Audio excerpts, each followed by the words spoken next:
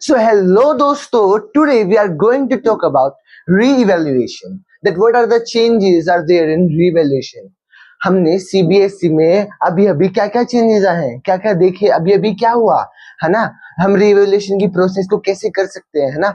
हम उन सभी चीजों के बारे में ध्यान से देखने वाले हैं कि कैसे होता है री-इवैल्यूएशन का प्रोसेस और क्या क्या पहले से चेंजेस आ चुके हैं और कैसे करना है। ओके, तो सबसे पहले हम लोग ये जान लेते हैं कि जो हम लोगों का री-इवैल्यूएशन का पेपर है उसके अंदर क्या होता है। देखो सबसे पहली बात तो ये जान लो कि हम लोग डायरेक्टली वेरिफिकेशन और री-इवैल्यूएशन के लिए, देखो क्या होगा कि अगर एक लिंक आएगा तो हम डायरेक्टली वेरिफिकेशन और री-इवैल्यूएशन के लिए हम लोग डायरेक्टली अप्लाई नहीं कर सकते हैं। अभी हम लोगों को क्या करना पड़ेगा, सबसे पहले हमें सीबीएसई से स्कैन कॉपी जो होती है ना, देखो सबसे पहले आएगा लिंक, उससे हमें क्या मांगना है, सीबीएसई से हमें अप्लाई करना पड़ेगा स्कैन कॉपी के लिए, ठीक है। उसके बाद ही हम री-इवैल्यूएशन का और वेरिफिकेशन के प्रोसेस को कर सकते हैं, पर पहले ऐसा नहीं था। तो जो बहुत सारी चीजें वो पहले से चेंज हो चुकी है, ठीक है। अब हम ये देखेंगे कि ये कब आया, कैसे हुआ, ठीक है, कब आएगा ये वाला लिंक, उसके बारे में देखते हैं। देखो जो सबसे पहले हमारी विंडो ओपन होगी वो 19 to 22 मई में होगी, यानी कि अभी 2-3 दिन बाद होने वाला है, ठीक है। तो हमेशा रेडी रहो मेरे भाई, पूरा अलर्ट होके बैठ जाओ कि अभी 2-3 दिन में 19 मई को तुम उनकी वेबसाइट खोल के बैठ जाना, तुम्हारे पास 22 मई तक का ही टाइम है मेरे भाई, ठीक है, सीबीएसई से रिक्वेस्ट करने का कि हमें दे दो। उसके बाद तुम्हारे पास जो पोर्टल खुलेगा ही नहीं वो वाला, ठीक है। उसके बाद तुम रीचेकिंग की जो कॉपी होगी ना, आंसर कॉपी, उसको तुम लोग अप्लाई ही नहीं कर पाओगे 23 को, ठीक है। तो क्या सबसे पहले देख लेते हैं कि जो स्कैन आंसर बुक है, जो कॉपी है, उसको हमें मंगवाना है। तो सबसे पहले विंडो आएगी कब, 19 मई को, ठीक है। तो 19 मई को तुम्हें रिक्वेस्ट करनी पड़ेगी, क्या, जो आंसर कॉपी है उसको रिक्वेस्ट करना पड़ेगा, और 22 को वो बंद हो जाएगी, ठीक है। और जो कॉस्ट होगी पर सब्जेक्ट 100 रुपीज होगी, पहले 700 थी, 700 से अब सीबीएसई ने 100 रुपीज कर दिए मेरे भाई। तो सबसे पहले विंडो खुली, उससे हमने आंसर बुक को मंगाना है और 100 रुपीज जो है वो लगेगा, ठीक है। बाद में पर सब्जेक्ट 100 रुपीज लगेगा, और बाद में मेरे भाई कोई भी सेकंड अपॉर्चुनिटी नहीं मिलेगी, एक ही मौका है 19 से 22, अलर्ट होके बैठ जाना अगर अपने मार्क्स बढ़वाने हैं तो, ठीक है। उसके बाद क्या करना होता है, ये काम होने के बाद 26 से 29 में को क्या हुआ, देखो 2019 से जो 22 था, जब तक तो आपने क्या कर लिया, अपना आंसर की मंगवा ली, जो आंसर कॉपी है ना, आंसर कॉपी या आंसर बुक, जो मतलब आप एग्जाम में लिख कर आए हैं ना, वो सीबीएसई आपको उसकी स्कैन कॉपी दे देगा। जो भी आप आंसर में, जो अपना पेपर में लिख कर आए ना, उसकी तुम्हें फोटो स्कैन कॉपी दे देगा, ठीक है। अब आ जाते हैं 26 से 29 मई को क्या होगा, वहां पर होगी वेरिफिकेशन, ठीक है। जो भी आपके, देखो 100, सोचो कि आपने एक आंसर बुक मंगवा ली अपनी, जो जैसे फिजिक्स की मैंने अपनी आंसर बुक मंगवा ली, तो उसके 100 रुपीज लगेंगे मेरे भाई। उसके बाद आप अप्लाई कर सकते हो वेरिफिकेशन के लिए कि भाई मेरे जो मार्क्स हैं वो टोटल नहीं हुए अच्छे से, फिर से आप लोग काउंटिंग करो, या फिर आप एक बार फिर से देखो कि कहाँ पर कोई मिस्टेक वगैरह मैंने नहीं की है, यहाँ पर है। अब एक तो आप ये कर सकते हो, अपने मार्क्स की टोटलिंग करवा सकते हो उनसे, ठीक है। सेकंड आप क्या कर सकते हो मेरे भाई, कि आपको क्या लग रहा है कि इस क्वेश्चन में मेरा अच्छे से चेक नहीं हुआ है या इनने मार्क्स नहीं दिए हुए हैं, तो यहाँ पर आप पर क्वेश्चन 25 रुपीज लगते हैं। अब अपने क्वेश्चन के हिसाब से आपको वहां पर लिखना पड़ता है कि क्वेश्चन नंबर 31 के अंदर, फॉर एग्जाम्पल क्वेश्चन नंबर 31 के अंदर एनसीईआरटी की बुक के अकॉर्डिंग, ठीक है, की बुक के अकॉर्डिंग यहाँ पर ये चीजें हैं, आप लोगों ने यहाँ पर मुझे मार्क्स नहीं दिए हुए हैं, इतने मार्क्स मुझे मिलने चाहिए, क्योंकि स्टेप मार्किंग तुम्हें देख सकते हो, वहां पर स्टेप मार्किंग भी होगी। तो उसके हिसाब से तुम अपना आराम से बता देना कि जो यहाँ पर इस वाले जो पर क्वेश्चन है, जितने भी तुम्हारे क्वेश्चन होंगे उनमें 25 रुपीज लगेंगे, एंड 100 रुपीज की तुम्हारी आंसर बुक आ जाएगी। एक क्वेश्चन में तुम्हें डाउट है तो 125 लग जाएंगे, तो बड़ा आसानी से आपका हो जाएगा। मार्किंग स्कीम के हिसाब से ही देखना पड़ेगा, ठीक है। ओके, अब थोड़ी बहुत पहले की बात कर लेते हैं कि पहले जो स्कैन कॉपी थी, जो ऑफकोर्स जब तुम स्टेज बन गई है कि मेरे भाई सबसे पहले तुम्हें पोर्टल के खुलते ही, वेबसाइट के खुलते ही 19 को जो होगा, ये अपना स्कैन वाली जो कॉपी है ये मंगवा लेना, ठीक है, पहले ये 700 की थी, अब 100 रुपीज हो चुकी है पर सब्जेक्ट। ठीक है, अब तुम पांचों सब्जेक्ट की मंगवा लेना मेरे भाई, सिर्फ 500 रुपीज में काम हो जाएगा। पहले तो 700 रुपीज पर सब्जेक्ट की लगी थी, अब 500 में आपकी हर सब्जेक्ट हो जाएगा। ठीक है, अब वेरिफिकेशन की बात करें अगर हम, वो 100 रुपीज लगती थी। अब मतलब पहले 500 रुपीज लगते थे पर बुक की टोटलिंग वगैरह हो गई, अब वो बस 100 रुपीज ही लगेंगे। ठीक है, और बात करें रीवैल्यूएशन की, यानी कि क्वेश्चन वाइज। ठीक है, कि भाई मेरे को इस क्वेश्चन में तो पर क्वेश्चन अब 25 रुपीज लगते हैं, पहले 100 रुपीज थे। ठीक है, अगर तुम्हारे जो मार्क्स है वो इंक्रीज हो जाते हैं, अगर तुम्हारे जो मार्क्स है मेरे भाई वो अगर इंक्रीज हो जाते हैं, तो फिर क्या होगा, तो जो तुम्हारी न्यू वाली मार्कशीट है ना, वो अप्लाई होगी हर जगह। हर जगह तुम वो दिखाओगे, हर जगह ओल्ड वाली मार्कशीट की कोई जरूरत नहीं है, बेशक से तुम उसे कहीं पर इफेक्ट।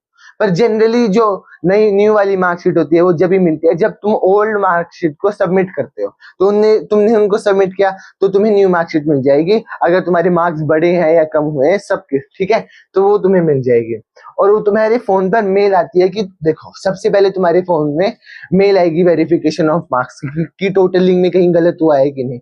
उसके बाद फिर आता है कि क्वेश्चंस कि कितने मार्क्स बढ़े हैं। ये नहीं आएगा कि इस क्वेश्चन में तुम्हारे इतने नंबर, तुम कह रहे थे कि 2 मार्क्स और मिलेंगे, तुम्हारा 1 मार्क्स दे, ऐसा कुछ नहीं होगा। डायरेक्ट तुम्हारे जैसे बोर्ड्स का रिजल्ट आया था ना, डायरेक्ट रिजल्ट आया था। ठीक है, हर सब्जेक्ट मार्क्स लिख के आए थे, तो ऐसे ही तुम्हारी मेल पे या फिर मेल पे आता है, तो मेल पे डायरेक्ट तुम लोगों का एक मेल आएगी तुम लोगों के पास, जिसमें तुम्हारे मार्क्स बड़े होंगे या कम होंगे वो तुम्हें वहां दिख जाएगा। वो मेल फाइनल रिजल्ट की तरह होगी, न्यू मार्कशीट की तरह।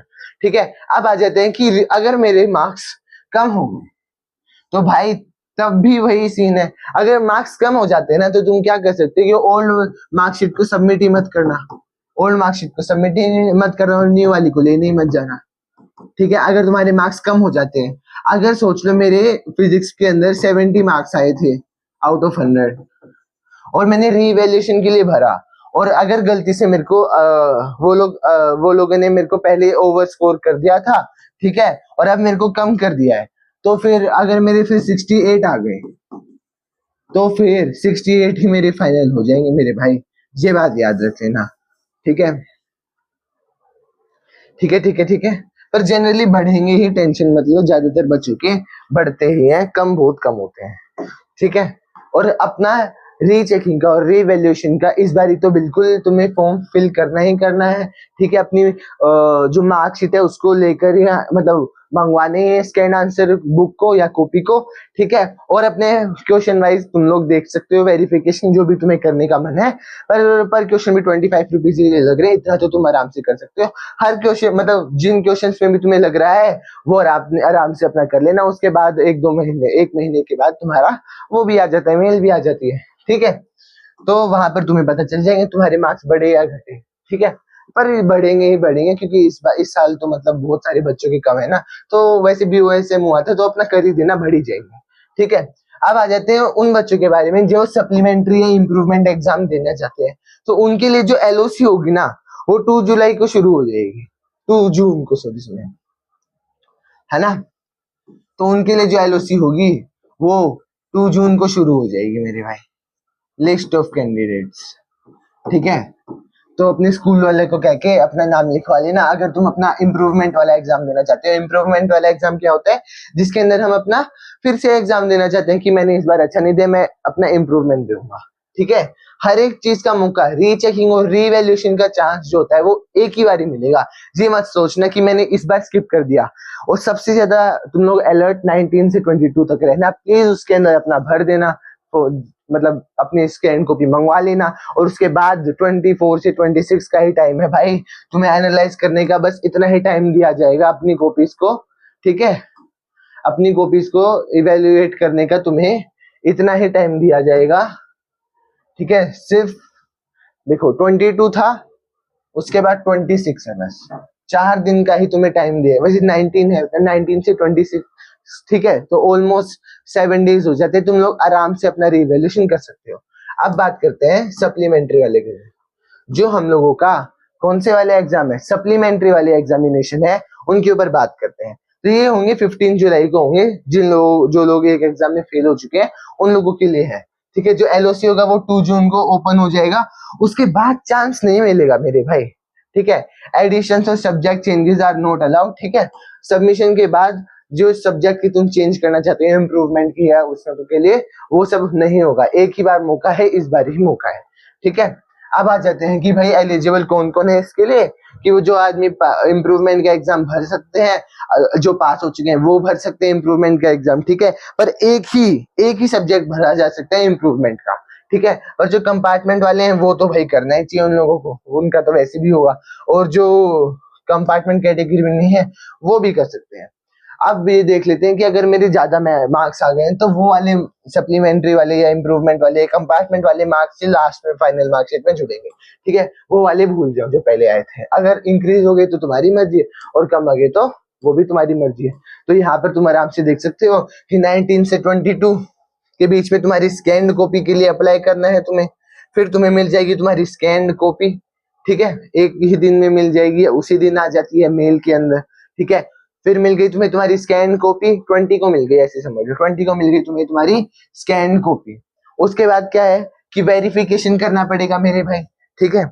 जो वेरिफिकेशन वगैरह करना पड़ेगा विंडो पे कि भाई 26 से 29 का है, तो देखो 22 मेरे पास, मैं भाई 2 से 3 दिन में ही अपना सारा काम कर लूंगा। और उसके बाद जब मेरा वेरिफिकेशन या रीवैल्यूएशन का मेरे को लग रहा है, इस जैसे क्वेश्चन नंबर 28 में मेरे को लगा है, क्वेश्चन नंबर 29 में सारे लिख लूंगा और उनका रीजन भी लिख दूंगा क्यों मेरे इसमें मार्क्स बढ़ने चाहिए, क्योंकि एनसीईआरटी के हिसाब से, इस वाली लाइन के हिसाब से, वो तुम उसके अंदर फिल करने का ऑप्शन आता है कि यहाँ पर तो तुम्हें क्वेश्चन ऐसे सा आता है एक कि यहाँ पर तुम्हें क्वेश्चन फॉर्म करना पड़ता है कि इस क्वेश्चन में ये है, जैसे क्वेश्चन नंबर 3 तो इसमें तुम्हें यहाँ पर ऐसे क्वेश्चन नंबर 3 लिखना होता है, और जहाँ पर तुम्हें उसका एक्सप्लेनेशन लिखना होता है क्यों तुम्हें लग रहा है ये वाला तुम्हारा सही है। हर क्वेश्चन का ऐसे होता है, क्वेश्चन नंबर 5 का मेरे को ऐसा लग रहा है, यहाँ पर तुम्हें अपना एक्सप्लेनेशन लिखना होता है, ठीक है, ऐसे करके होता है।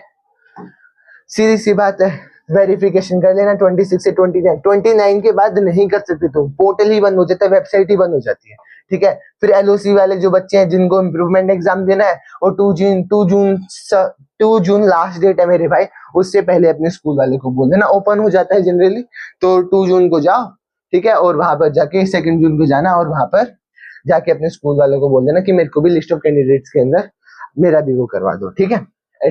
और जो इम्प्रूवमेंट देना चाहते हैं, कंपार्टमेंट देना चाहते हैं, उन सब के लिए है ये। फिर 15 जुलाई को तुम्हारा एग्जाम होगा, और फिर अगस्त तक तुम्हारे रिजल्ट आ जाएंगे, ठीक है। Okay okay okay. तो भाई ऐसा होता है, किसी गलत वेबसाइट पे मत चले जाना, नहीं पता तो मैं बता दूंगा भाई, मेल कर देना। और जिन जिन बच्चों को, ठीक है, जिन जिन बच्चों को नहीं पता कि क्या एक्सप्लेन करूं मैं, उनका मुझे तुम लोग कमेंट में या फिर मेरे को कमेंट वगैरह में अच्छे से लिखकर भेज देना कि मेरा नाम ये है, मेरा मेल कर देना या तो मेरे को, ठीक है।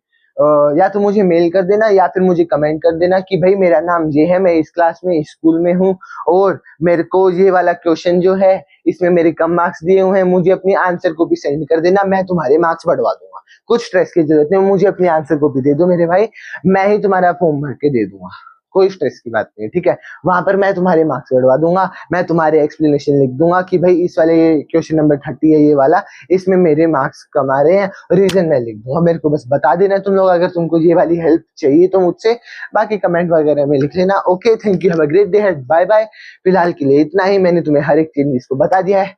Okay, signing off, bye bye.